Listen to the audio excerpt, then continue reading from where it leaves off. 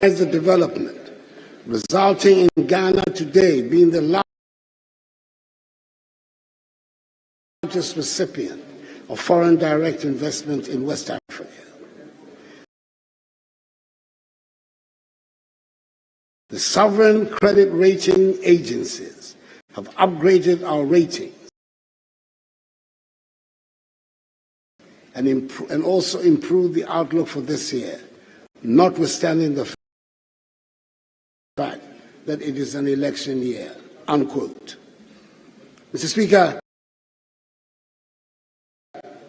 that was where we were at the end of February 2020.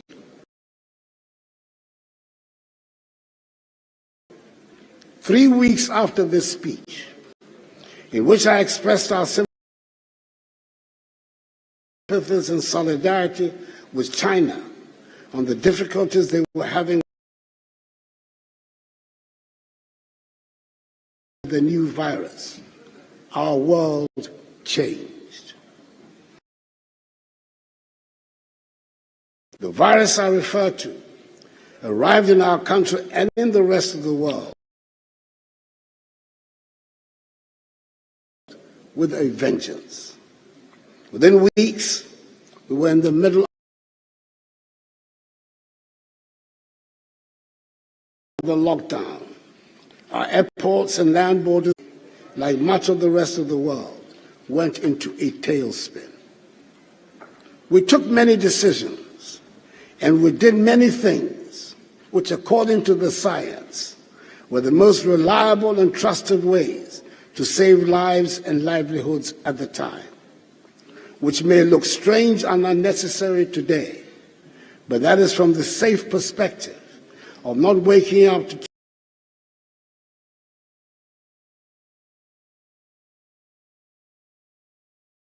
to check on the COVID-19 infection or death rate.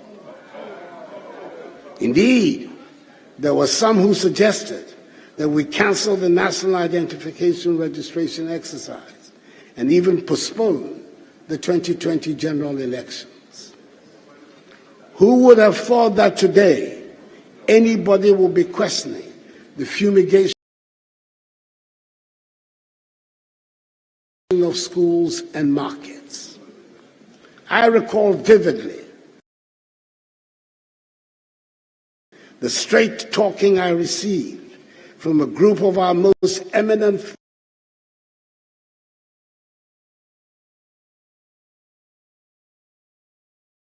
physicians and other scientists on the urgency of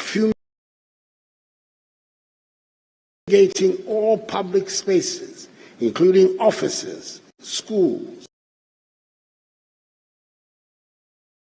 hospitals, markets, churches, and mosques. The few who could afford it even fumigated their own homes. Today, the science might be that such measures make no difference to the spread of the virus, but criminality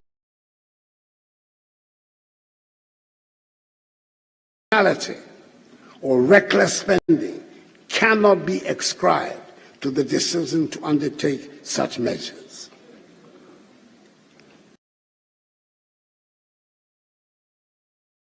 Mr. Speaker, you might remember that we could not produce Veronica buckets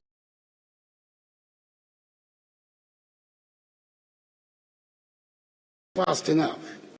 Today, it is not an obligatory item on anyone's list of purchases. In dealing with the crisis generally,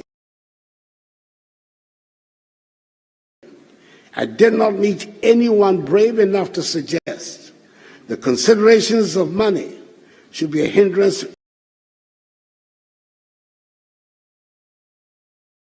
anything we needed to do in the fight against the virus. I was, and I am grateful that the people of Ghana rose to the occasion, and together we went through the crisis and came out well by defying the doomsday predictions about the inevitability of dead bodies on our streets.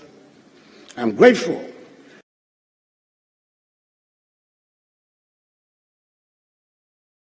that we saw the wisdom in helping each other, and I thank those who contributed their expertise, time, and energy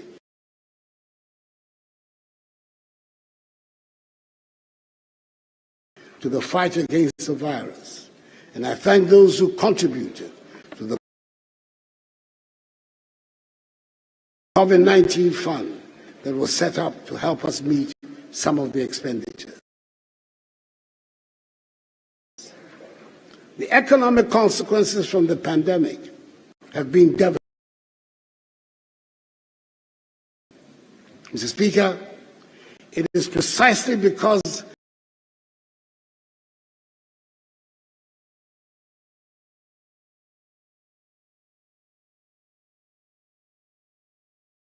the economic fallout from the pandemic is so widespread and long-lasting that it is important to show clearly that the COVID-19 funds, were not misused. It is critical that we do not lose the confidence of the people that a crisis that they were led to believe we were all in together was abused for personal gain. Mr. Speaker, it was government that asked for the COVID funds to be audited, and I can assure this House that nothing dishonorable was done with the COVID funds.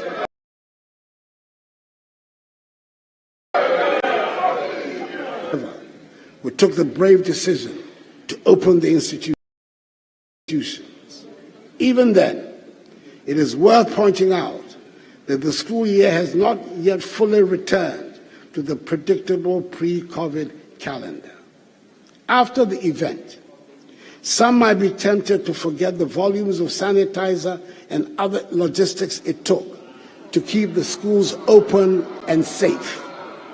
In much the same way as some might now choose to forget the vitriol that came from some who should have known better, threatening hell and damnation when, according to them, the children start dying in the schools. Mercifully, we did not lose a single child to COVID in school. I would like to suggest that with the best will in the world, Mr. Speaker, no auditor can put a figure on the cost of keeping the children in school safely during that crisis, nor the continuing cost of the effect of the pandemic on our young children. Not the financial cost, not the emotional cost, and certainly not the social cost. But we must thank the Almighty that we have survived to repair the damage and begin to rebuild our economy. Beyond the use of COVID funds, there are legitimate questions being asked about how the country's debt situation got to where it is. Mr. Speaker, let me state emphatically that we have not been reckless in borrowing and in spending.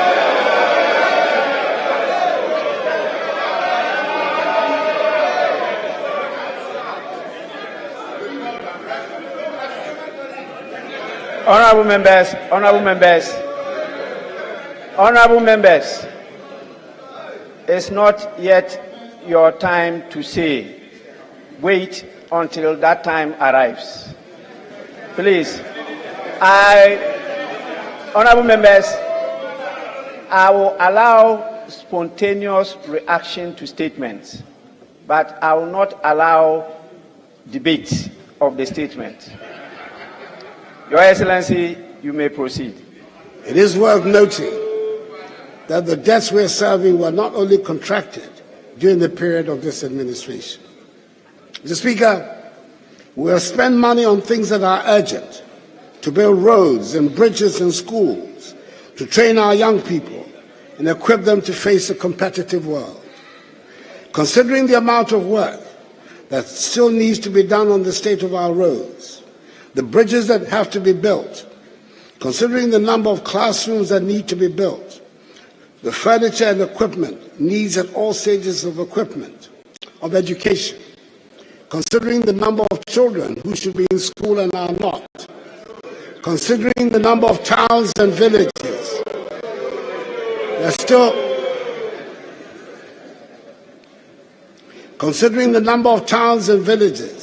that still do not have access to potable water.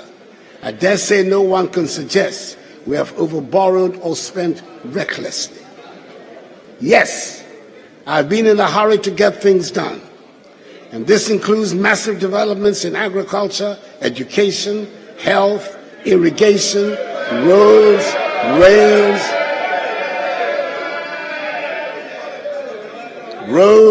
rails, ports, airports, sea defense,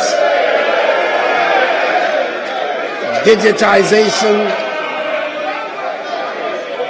social protection programs, industrialization, and tourism. We can be justifiably proud of the many things that we have managed to do in the past 6 years. As I go around the country, I hear the pleas for more roads, schools, hospitals, and as the rainy season comes, I wish, as every other Ghanaian does, that we would have built more drains than we have. And I wish we have the resources to do more. But Mr. Speaker, I'm proud of the amount of work that we have done, especially in the road sector.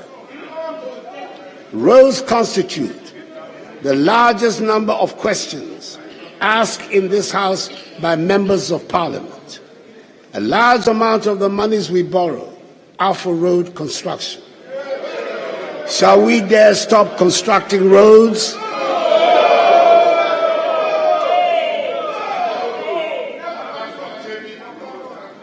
Mr. Speaker,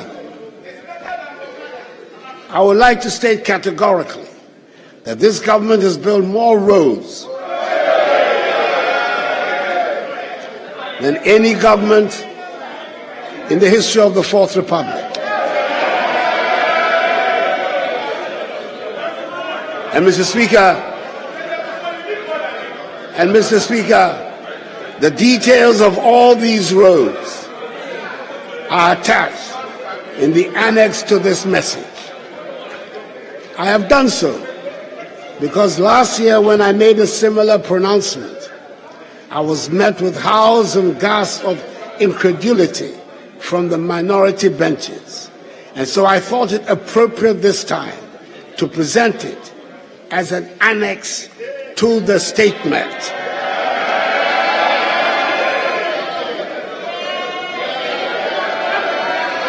Which will be part of Hansard.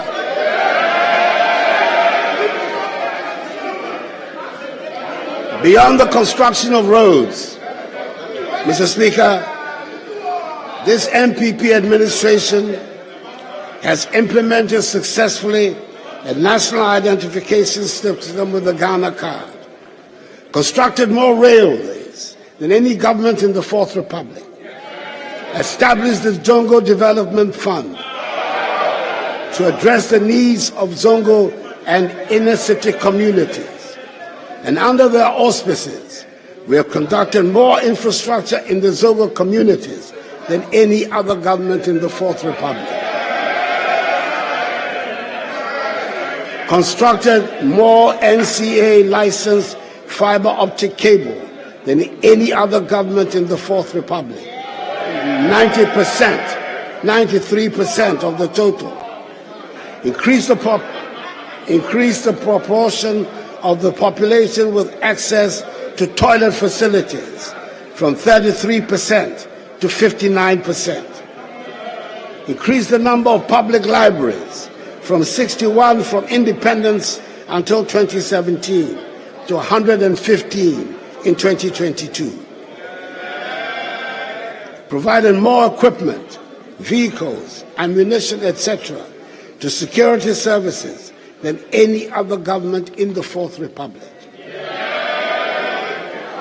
We have successfully implemented the digital address system, improved significantly the financing of governance and anti-corruption institutions like the Ministry of Justice and Office of the Attorney General, the National Commission for Civic Education, SRAJ, EYOCO, and the Office of the Special Prosecutor. Implemented the One District, One Factory initiative. In 4 years, 106 companies are in operation under 1D, 1F. 148 factories are under construction. This is the largest expansion of that sector since independence. Constructed more fish landing sites than any other government in the Fourth Republic. Established Africa's first national-scale electronic pharmacy platform. Provided free Wi-Fi to 700 senior high schools, 46 colleges of education, 260 district education offices, an initial successful pilot of 13 public universities. Introduced drones in the delivery of critical medicine, vaccines, and blood to people in remote parts of the country. And today, Ghana has the largest medical drone delivery service in the world, with zipline distribution centers in Ominako, Mpenya, Vobsi, Sefirioso, Ketekrachi, and Enum, and overseen an improvement in revenue collection with the introduction of an e-VAT and e-invoicing system. For example, figures from 19 tax-paying companies onboarded onto the e-VAT system reveal total recorded monthly sales increasing from 222 million CDs in November 2021 to 720 million CDs in November 2022. Again, in December 2021, total monthly sales of 284 million CDs also saw a huge increase to 1 billion CDs in December 2022. Indeed, the evidence of how state funds have been used to improve our society is all over the country.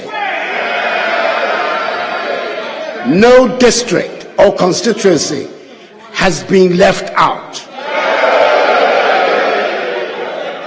And I believe there are many Ghanaians who will vehemently disagree when some say there's nothing to show for all the funds that have been at my government's disposal. Mr. Speaker, I would like at this stage to brief the House on how the talks with the International Monetary Fund have been going since the announcement on 1st July 2022 of our intention to engage the IMF for a funded program. Mr. Speaker, having reached a staff-level agreement on 12 December 2022, after 5 months of intense negotiations and completion of most of the prior actions required under the agreement, we are on course for the IMF staff to present to the IMF Executive Board Ghana's program request for a $3 billion extended credit facility by the end of this month. Mr. Speaker, the 3-year IMF program, anchored on government's post-COVID-19 program for economic growth, aims at restoring macroeconomic stability and debt sustainability whilst protecting the vulnerable. It is a strong reform program which relies on front-loaded fiscal measures to increase domestic resource mobilization and streamline public expenditures to support inclusive growth and enhance social protection. Mr. Speaker, I thank the House for its support throughout this process, including the passage of key revenue laws. However, a few more of these measures, namely the Income Tax Amendment Bill, the Excise Duty and Excise Tax Stamp Amendment Bills, as well as the Growth and Sustainability Levy Bill, are outstanding, which need the urgent attention of the House and passage to complete the prior actions. This will put us in readiness for our presentation to the Fund Board, and more importantly, bolster our domestic revenue mobilization efforts. Mr. Speaker, it is clear that given the extent of the fiscal and debt sustainability issue we are addressing, fiscal adjustments and structural reforms are not sufficient for restoration of debt sustainability. A critical component of the measures we are implementing to address the current economic crisis is the debt operation, involving both domestic debt and external debt. The debt operation is aimed at returning the country to debt sustainable path by 2028 by reducing the debt to GDP ratio on a general classification basis and in present value terms from 103% in 2022 to 55% by 2028, and reducing the external debt service to revenue ratio from 29% in 2022 to 18% by 2028. Mr. Speaker, in order to achieve these goals, the decision was taken to execute a domestic debt exchange program, in addition to fiscal adjustment, external debt operation, and structural reforms. The participation rate of 85%, representing tendered bonds of 83 billion cedis, out of the total eligible bonds of 97.7 billion cedis, constitutes significant success for the DDE program. The 83 billion cedis bonds that were successfully tendered also represent 64% of the outstanding domestic debt of 130 billion cedis at the end of December 2022. As pension funds have been expressly exempted from the DDEP. I want to take this opportunity to thank organized labor, pensioners, pension fund managers, the Ghana Association of Banks, the Ghana Securities Industry Association, the Ghana Insurance Association, the Individual Bondholders and Retirees Forum, and all others who have contributed to make the domestic debt exchange program a success. Mr. Speaker, I know it has been said over and over again in the past weeks, but the voluntary nature of the DDE program bears repeating, as is the fact that the government is committed to honoring all coupon payments and maturities in respect of both old bonds and the new bonds, in line with government fiscal commitments. Mr. Speaker, we're also making progress on the external debt negotiations since the government announced an external debt service suspension on 19 December 2022 for certain categories of external debt to ensure an orderly restructuring. This suspension is an interim emergency measure toward a comprehensive external debt operation which will contribute to the restoration of our debt sustainability in line with our request for debt treatment under the G20 Common Framework. I want to express our appreciation to members of the Paris Club and to the People's Republic of China for the cooperation they have so far exhibited to us in attempting to reach an agreement and in their attempt to establish an official credit committee. We look forward to their fast-tracking the needed financing assurances for IMF approval. We are confident that with their cooperation, we will reach our March deadline for going to the fund. Mr. Speaker, we remain resolute in our vision to restore macroeconomic stability and promote inclusive growth. Mr. Speaker, government recognizes that sustained growth must be deliberate especially in a global landscape marked by forces of technology, trade, and intense competition.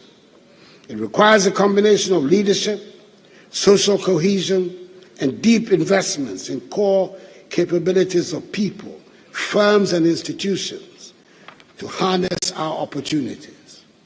That is why, together with our private sector counterparts, we're anchoring Ghana's medium-term growth drivers on competitiveness, integration, adaptation, and digital innovation, all aimed at raising per capita GDP from the current $2,500 to $4,500, aligning with the Ghana Beyond Aid Charter by 2020.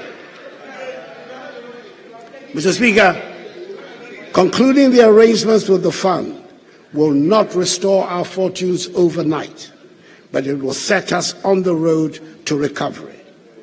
With fiscal discipline, we will regain the trust and confidence of our business partners and the investor community, which will give us space to continue our productive plans and policies. However, in addition to our engagement with the fund, we're also seeking and implementing some original and innovative ideas to try to solve our problems. For example, the gold purchase program by the Bank of Ghana and the gold for oil policy are creative uses of our resources, which are already bearing fruit. These policies are aimed at achieving two results that are critical to the health of our economy. Firstly, they will help us preserve foreign exchange, especially the US dollar. And secondly, they will enable us to stabilize the price of oil products, such as petrol and diesel, on the domestic market.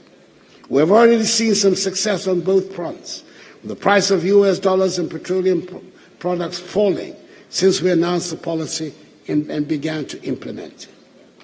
The average price of petrol at the pump, which had risen to 20 cedis a litre in the middle of December 2022, is now 13 cedis and 80 pesos a litre. The price of diesel had risen to more than 23 cedis and 70 pesos a litre, and is now selling on the average at 13 cedis and 80 pesos a litre, which is a reduction of almost 10 cedis a litre. We expect this trend of falling fuel prices to reflect soon in our daily lives, since transport fares affect the price of everything. I hope the trend of prices going up and coming down become a regular feature of our retail economy, as being demonstrated in the fuel prices. Because as we all know, prices, especially of petroleum products, used only to go up in our country. I do worry about the external expenditure on security at our borders, but we do not have a choice but to spend resources to keep our borders safe. We dare not compromise on the safety and security of our nation. And my first responsibility as your Commander-in-Chief is to keep all of us safe. The foundation for all development is the safety and security of our nation and its people. The reality of the state of affairs in our neighborhood demands that the government goes to great lengths to ensure the security, safety, and stability of our nation. The threats of terrorism and violent extremism surrounding us require that we pay maximum attention to protecting our borders and working in collaboration with our neighbors to keep our country and the region safe. This is the prime motive for the Accra Initiative, which is already yielding results. Mr. Speaker, I'm able to cite here some of the equipment we have provided the military to help them protect us all. Allow me to list a few. The Army has received 104 armored personnel carriers, 70 utility troop carrying vehicles, 20 armored vehicles, 85 assorted Toyota vehicles, 50 Ankai buses, 40 Jeep Jade vehicles, some explosive ordnance disposal equipment, large quantities of communications surveillance equipment, varying quantities of weapons, and 4 unmanned aerial vehicle systems. And the Ghana Navy has taken delivery of 4 offshore security vessels and 4 Zodiac boats. We've also continued the process of upgrading the housing needs of the security services. The Barracks Regeneration Project Phases 1 and 2, the Military Housing Project Phases 1 and 2, and the Ghana Military Academy Infrastructure Project are expected to be completed and handed over by the end of May this year. Mr. Speaker, we continue to pay attention to the police service. We can now see more of the police on our streets in the urban areas. Ever so gradually, driving on our roads is becoming more orderly. I note that even motorbike riders now stop at traffic lights. Things are improving.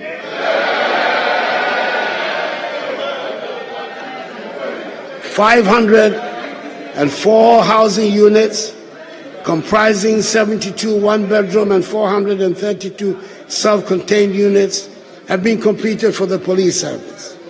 Recently, I delivered 100 pickups, 600 motorbicycles, and 6 armored personnel carriers to the police service to boost operational capacity. For the first time in our nation's history, the police service has dedicated helicopters to help with its operations.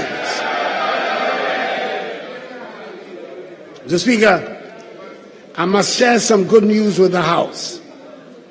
I am particularly proud of the dramatic intervention government has made to tackle the long-lasting and utterly disgraceful problem of dilapidated and inadequate number of courts in our country. Many of the courts have not been fit for purpose and do not provide suitable facilities for the efficient administration of justice. The inadequacy means that people have to travel long distances to gain access to courts.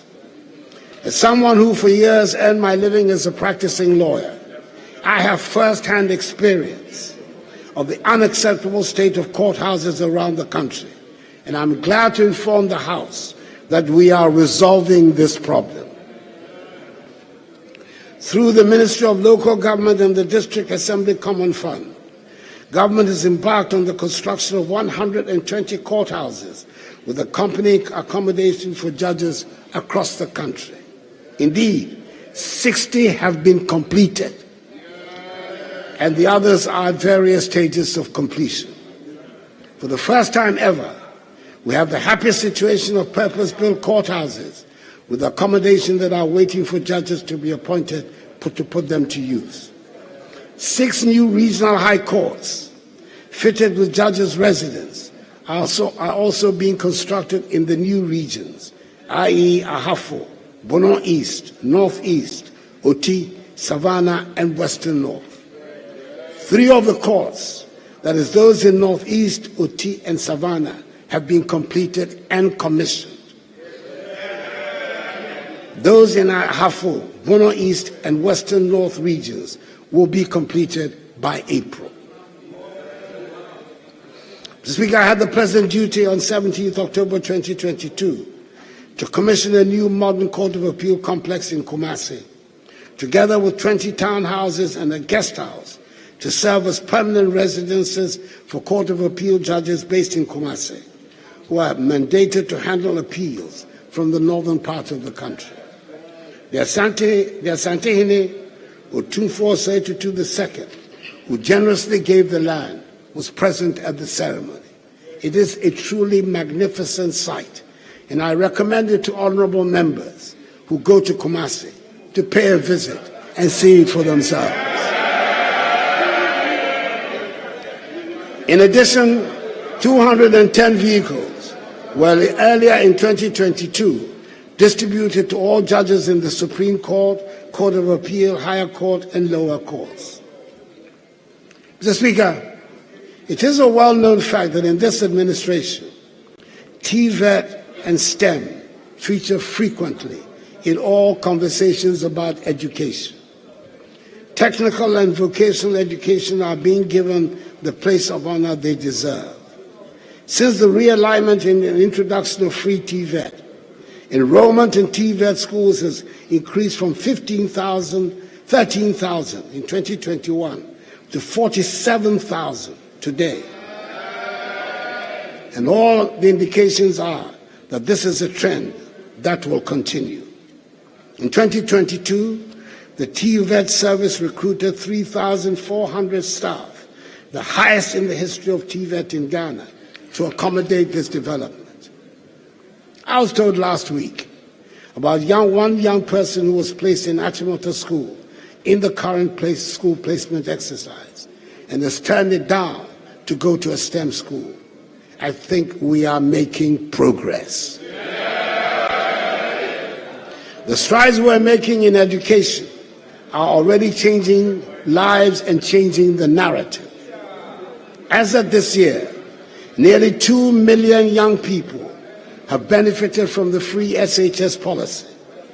Predictions that the policy would lead to a lowering of standards proved wide, very wide of the mark. On the contrary, the results under the free SHS have shown a systematic improvement, and as a result, 2 million young people have either found a way to further education, training, apprenticeships, or employment because of the free SHS policy. I'm proud of the additional educational infrastructure, especially the provision of ultra-modern classroom blocks for several schools, which are equipped with laboratories, ICT centers, and libraries.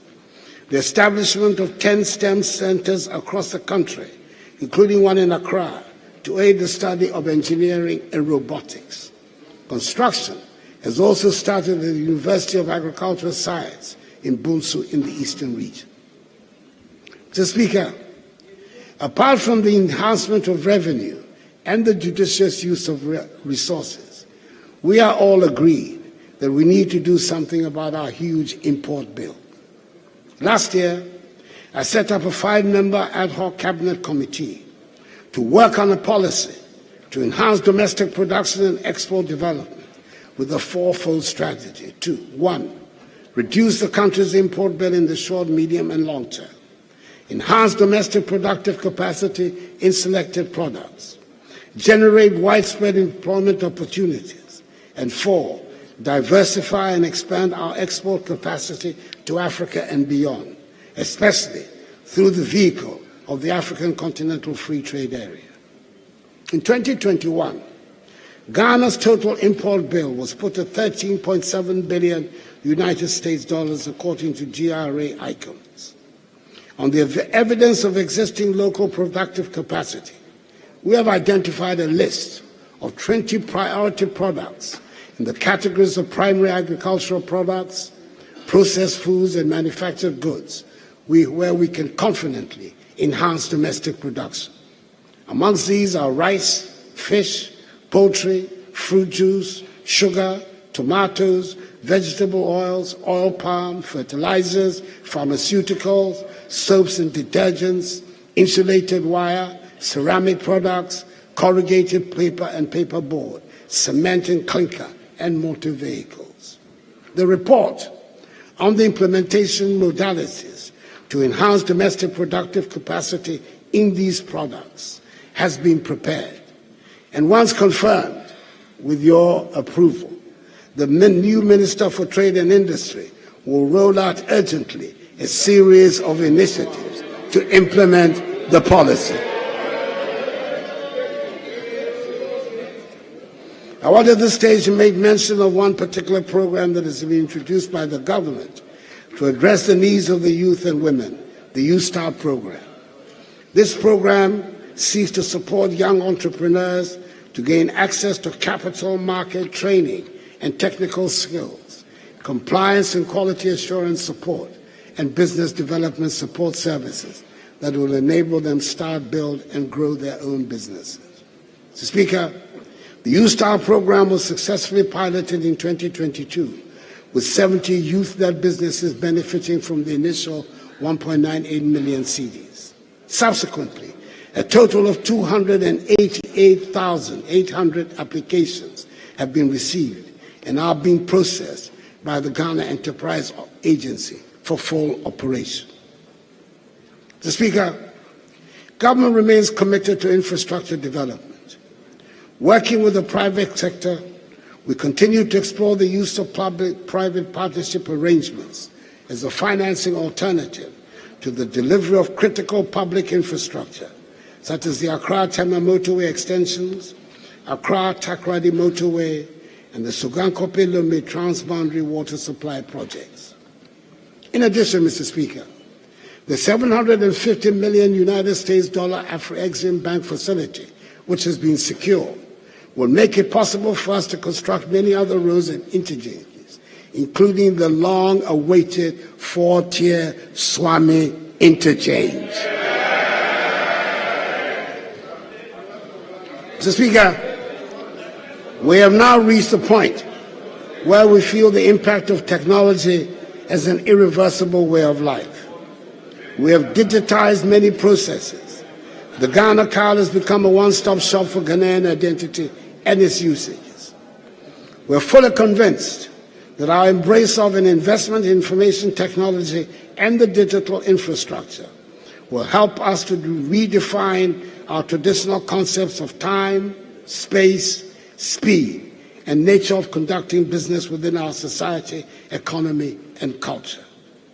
Information technology helps all segments of society to be integrated and transformed through connectivity in facilitating the production, distribution, and consumption of information within the whole economy and society.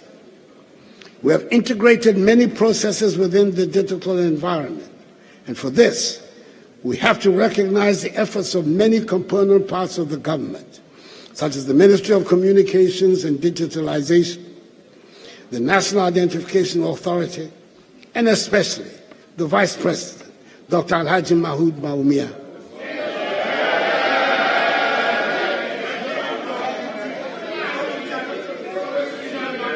who I understand has been nicknamed E. Bawumia.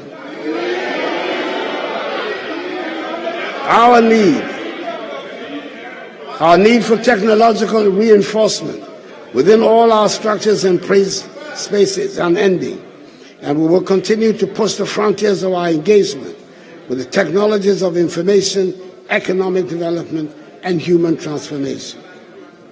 We must be cheered by the improvements being made in the National Health Insurance Scheme to make access easier.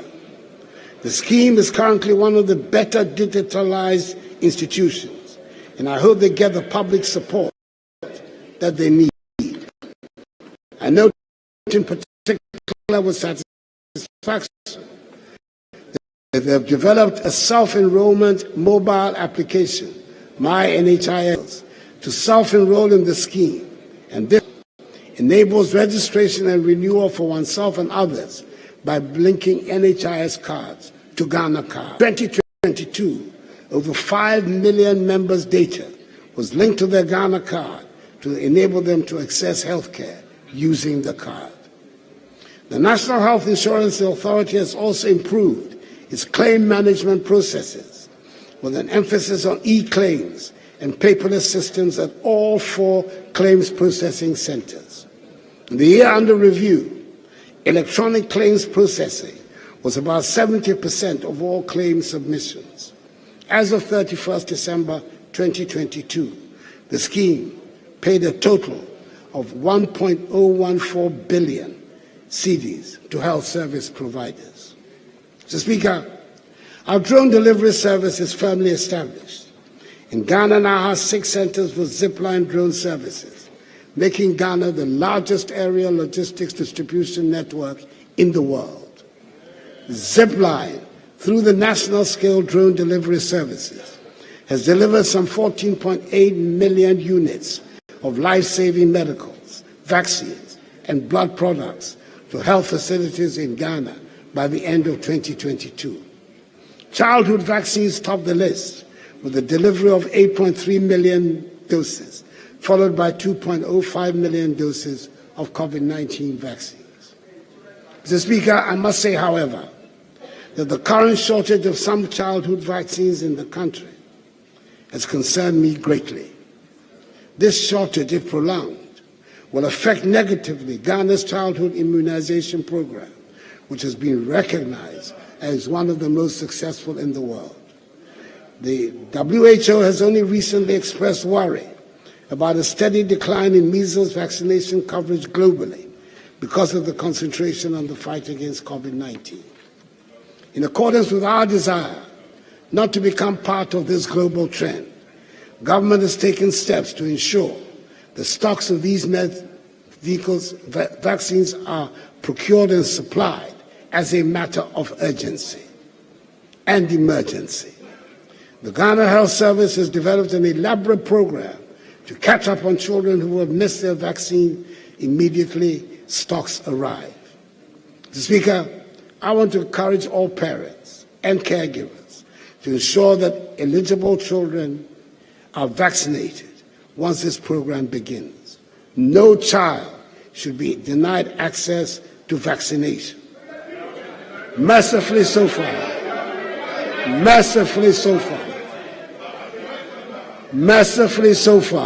not a single child has died as a result of the outbreak. This House has already passed into law the National Vaccine Institute Bill, which is yet to be brought for my assent. In the near future, this institute will ensure that no matter what happens to the global vaccine supply chain, we can produce our own vaccines locally. Mr. Speaker, government continues to prioritize agriculture as one of the driving forces for economic transformation. The experiences and lessons from the COVID-19 pandemic and the Russia-Ukraine conflict justify sufficiently our increased investment in the agricultural sector. Indeed, the sector recorded significant successes with an average growth rate of 6.28% from 2017 to 2021. This consistent growth over the period has translated into improved food security, job opportunities along agricultural value chains, and availability of raw materials for industry. To address the vexed issue of post-harvest losses, we have constructed some 65 warehouses, with the remaining 15 at advanced stages of completion. This intervention is adding some 80,000 metric tons to national grain storage capacity. $29.9 million United States dollars worth of machinery and equipment have been procured from Brazil to boost mechanization. Government will this year commence preparatory works for establishing a tractor and backhoe loader assembly plant in the Ashanti region and continue capacity building of operators to ensure effective management and prolong the lifespan of agricultural machinery. Mr. Speaker, the impact of climate change and variability on global agricultural activities is a call to all of us, and indeed all countries, to adopt appropriate technologies and other innovative practices for sustainable agriculture and resilience against food insecurity. Government's response, among others, has been to continue to invest in irrigation infrastructure, both large and small scale, across the country. In 2022, government completed the rehabilitation and modernization of large-scale irrigation schemes at Tono, Bong, and Bong Left Bank projects. The three schemes are expected to provide 6,760 hectares of irrigable land for all year-round crop production. Phases 1 and 2 of the Tamale irrigation project have also been completed, with phase 3 of the project at 57% completion. Mr. Speaker, we are now at the most difficult stage of electricity provision around the country. The parts that are left are the very difficult to access area. The national electricity access rate increased from 79.3% in 2016 to 88.54% in 2022, making us amongst the top 6 in Africa, and we're still expecting to achieve the 90% universal electricity rate by 2024. To reduce transmission system losses and voltage fluctuations and to improve the overall quality of power supply, old lines are being replaced on the western, eastern, coastal, and middle corridors. It is worth noting that 3 new substations have been commissioned between 2021 and 2022, thereby improving reliability and efficiency. Mr. Speaker, I'm pleased to inform the House that the Electricity Company of Ghana, ECG, has since the last quarter of 2022 embarked on an aggressive digital transformation program. In the first phase of this program, set to be completed by end of April 2023, the focus is on creating a cashless and efficient payment system.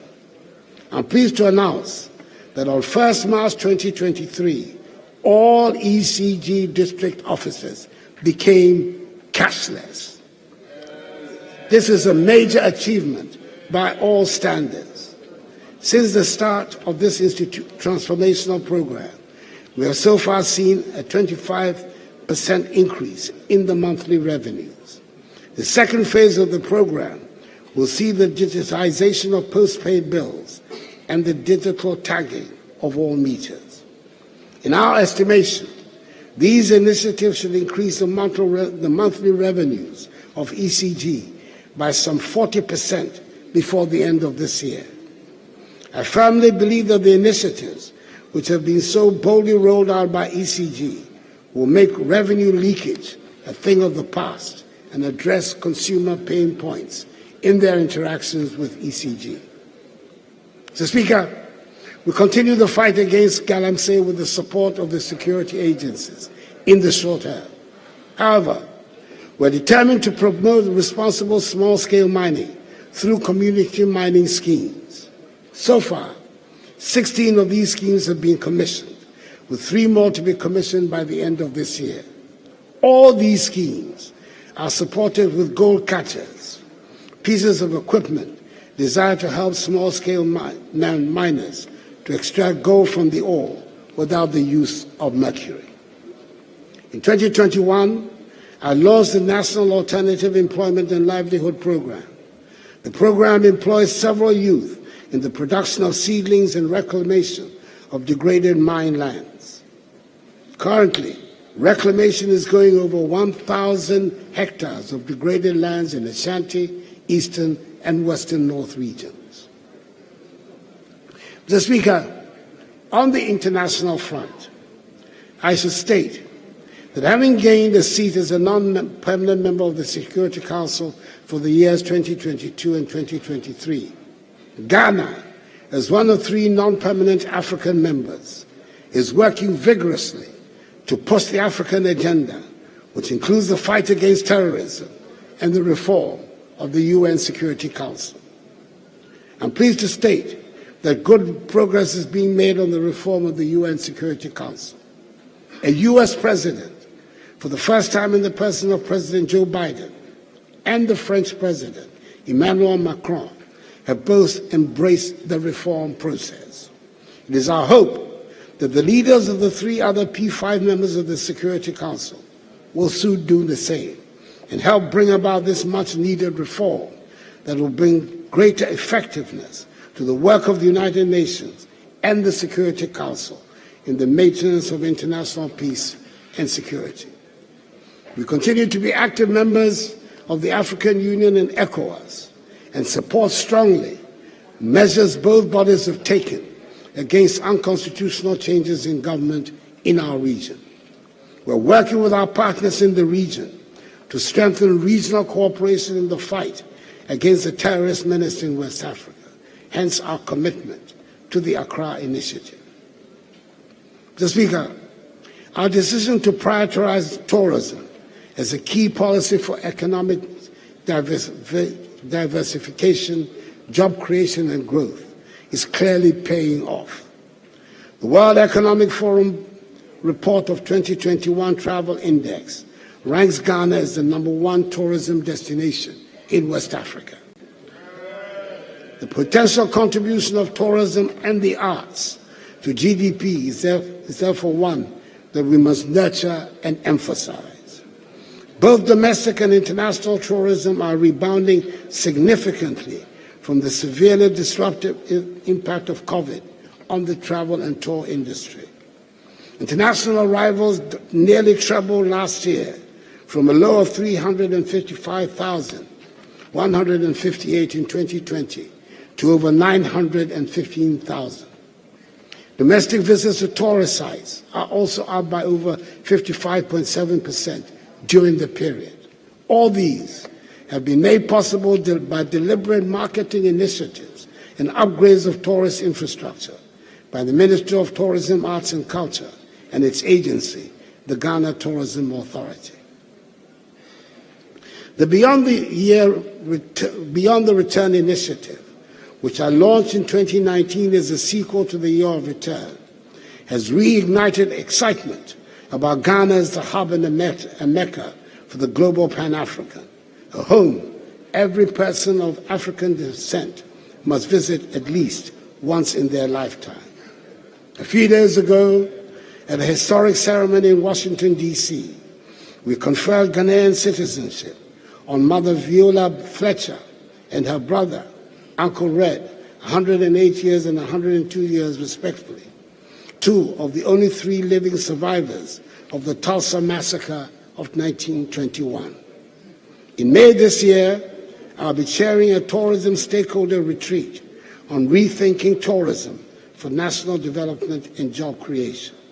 I've tasked the ministry and its agency, the Ghana Tourism Authority, to work on the modalities to bring together all the stakeholders within the industry. Over the next couple of years, my government will deepen even further our efforts to make tourism a strong primary source of growth for the economy.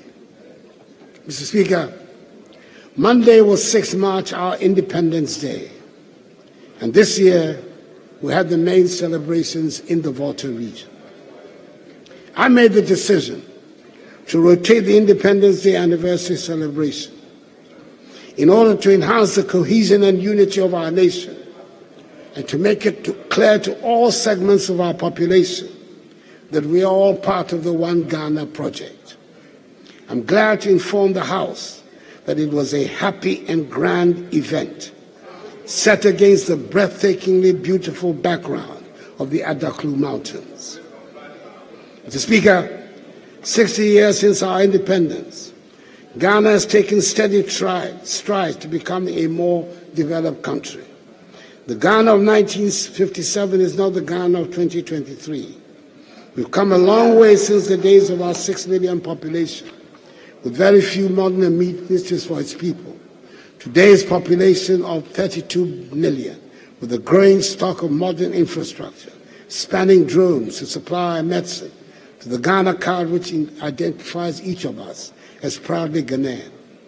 As President, I have championed the innovation of policies and the execution of projects that will help improve the quality of life of the Ghanaian people. And God willing, I'll continue on a path that brings the most benefit to the people of Ghana. Mr. Speaker, things may be dire today. Nevertheless, we must count our blessings. Our petrol stations have fuel, and we're being spared long winding queues to fuel our vehicles. Our markets and shops are, by the grace of God, well stocked, and we have not been faced with the prospect of the rationing of basic necessities such as fruits and vegetables. Our children's schooling has not been interrupted. We've continued to provide free SHS, free TVET, and paid teacher and nursing training allowances. Our electricity supply has been consistent, and we have been spared the hardship of doom so during such a trying time. Our country continues to be stable and at peace.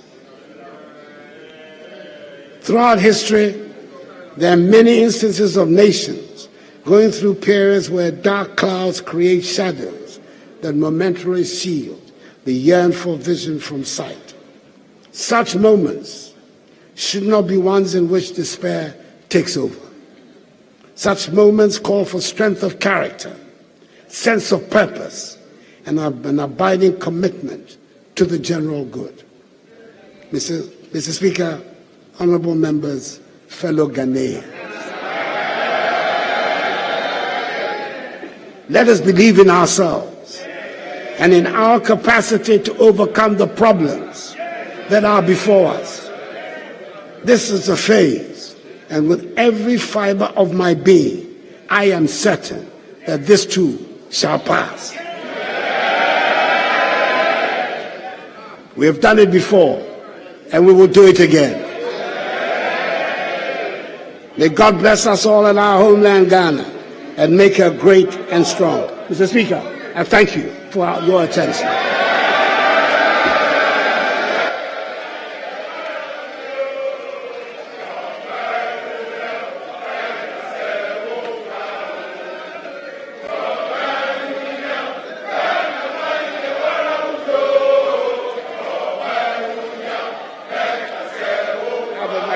Well delivered. Thank you. Well delivered.